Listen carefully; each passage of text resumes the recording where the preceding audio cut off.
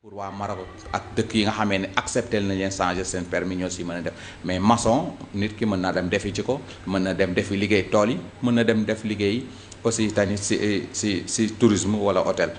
6000 personnes la war a nekk 6000 personnes yi 4500 yi la ñuy repartir ak dëkk yi ñu amal accord Sénégal bokk na si 15000 yi mooy dëkk yu amul accord Sénégal Gambie bokk nañ ci dëkk yi am accord donc genre loterie la. mais ñu si bari mën nañ cee am ku si bëgg a tenter sa chance mën nga si yónnee sa mag wala sa rak wala sa xarit mu fexe la utal la si visa yooyu ñuy demandé. d'accord tey ki nga xam ne dafa nekk fii bëgg a demandé te amul mag bu nekk foofu wala nijaay bu ko fa mën a jàppale te mu nekk fii ci Sénégal wala moo xam ci beneen dëkk la bu jege ak Sénégal moom bu ci bëggee bénéficier wu naka lay def yan këyit la war a wut pour mën cee am. non loolu moom mënul nekk parce que il faut nga am patron c'est-à-dire que ne ki lay déposer sa Italie dafay wane ne man mi Ablaye Sall maay déposer Issa ma nekk Sénégal bu ñëwee maa koy jël liggéey c'est-à-dire mooy am toolam bëgg a jël ay nit ne moom d'accord na pour jël la wala mu am hôtelam di liggéey tourisme bëgg laa jël yow Moussa moom mu joxe codice fiscal am la ñu naan codice fiscal ak ay këyitam wane ne moom liggéey bii moom boo ñëwee foofu ngay liggéeyee donc ki nekk Italie rek moo la ko mën a utal kenn mënul nekk fii utal ko sa bopp donc loolu ñi ko soxla ñëpp te bëgg si am si yooyu il faut que ñu yónnee seen photocopie passeport Italie seen mag wala seen nijaay ka leen di utal sa contrat yooyu noonu daw uti ji ko parce que léegi mu départ nag le 22 ak le 27 te genre loterie la aussi nekkul ne ku déposé rek am ndax bu ñu nee le 22 lañ koy commencé à 9h 20 à 9h bu jotee dañuy bës bouton bi bu ñu bësee yi njëkk a ñëw te valable ñooñu la ñuy may donc ñaari fan la benn bi ñu ngi ko jagaleel le 22 octobre beneen bi le 27 octobre. d'accord. bu weesoo loolu dañuy ñëw ci li nga xam ne moom la Sénégalais yi ëpp lu ñuy demandé mooy tey daanaka boo déggee bu ma déggee li nga wax mooy mën nañu jàpp ne tey frontière yu Sénégal ak Italie ubbi na.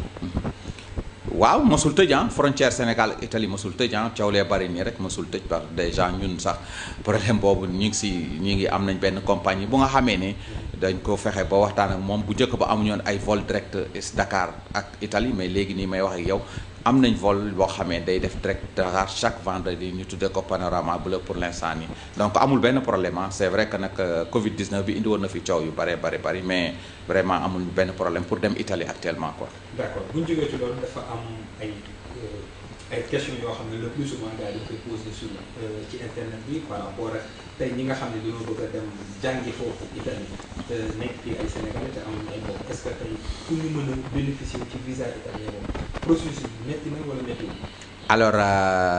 pour jàng ji Italie moom processus bu xaw a jafe la parce que dafa am ñoo xamee dañu nekk université ñu pàcc ñu jox leen ko chaque année dafa am nombre bu ndaw boo xamee ne moom la ñuy jagleel ñi nga xamee dañoo bëgg a jàng ji Italie donc jàng bi moom il faut que nga dem université nekk fa si bokk si groupe bi nga xamee ne dañoo bëgg a def italien nga bokk si ñooñu la ñuy defal concours après ñi ciy jël leen nombre bi ñu soxla jël leen chaque année quoi.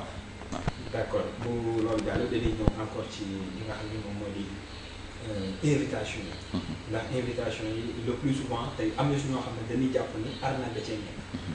tey invitation kan war a mën a jox invitation parce que question boobu day dellu si. alors kan moo leen invité. indi nga question bu nga xamee question bu am solo la si Italie. invitation Italie ki la ko mën a defal kenn kese moo fu mën a invité nit mooy ki nga xamee ne Moussa maak yow dañu bokk benn papa wala ñu bokk benn yaay wala ñu bokk benn ndey ak baay.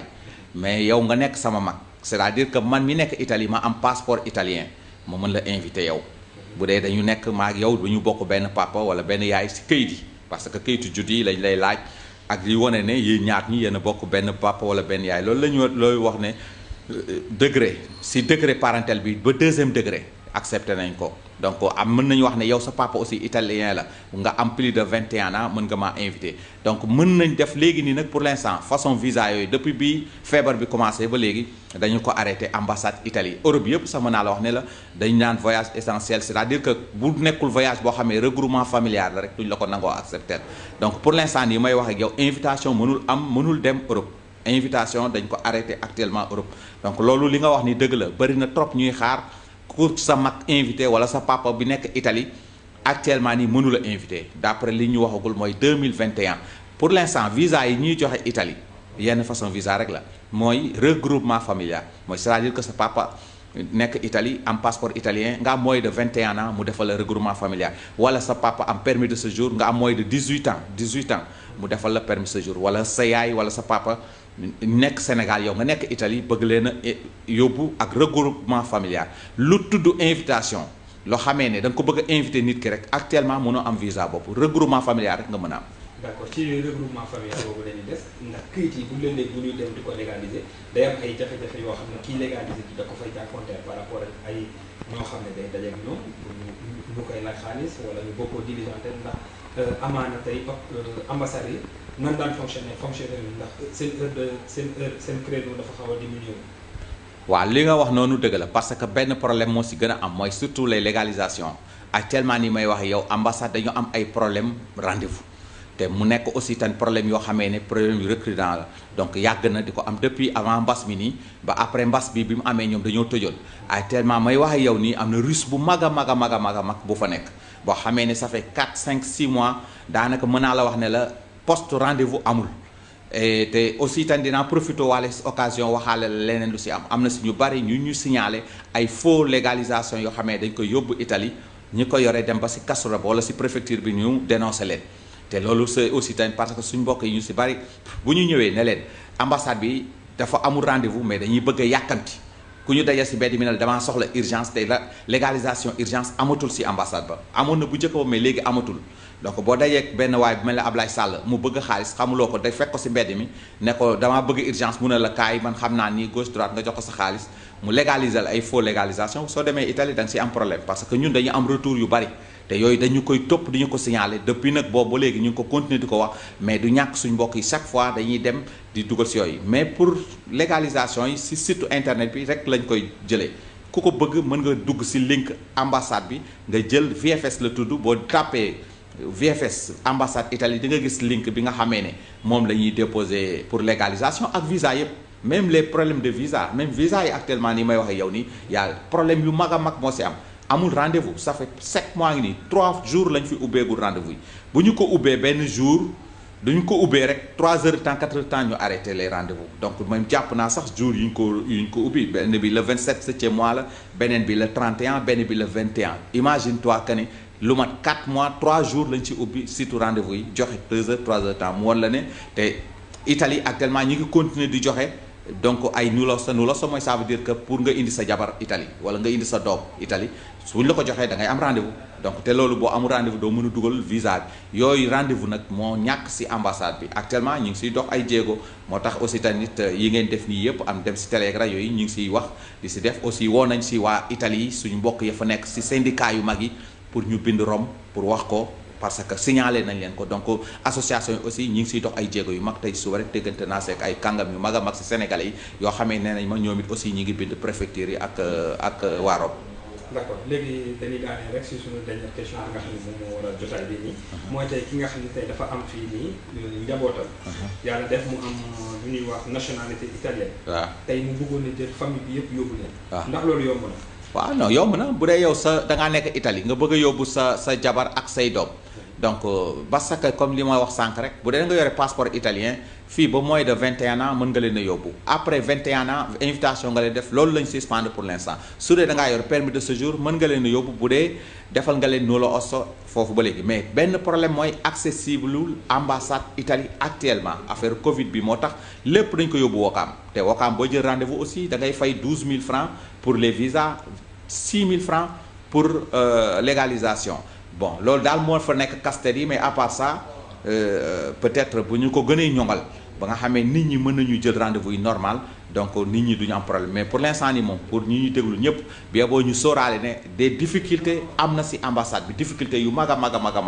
yoo xamee pour accéder ci jafe na trop pour l'instant.